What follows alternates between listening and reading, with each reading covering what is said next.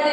நடுவர் அவர்களே, நீங்க பண்டிகை நாள்லாம் வந்தா எங்க ட்ரெஸ் வாங்குவீங்க? நான் மீஷோல வாங்குவோமா? பாருங்க, நம்ம நடுவரே மீஷோல ட்ரெஸ் வாங்கினா இப்ப இருக்க பசங்க காலையில யூஸ் பண்ற பிரஷ்ல இருந்து நைட்டு யூஸ் பண்ற நைட் ட்ரெஸ் வரைக்கும் போன்ல தானே வாங்குவாங்க.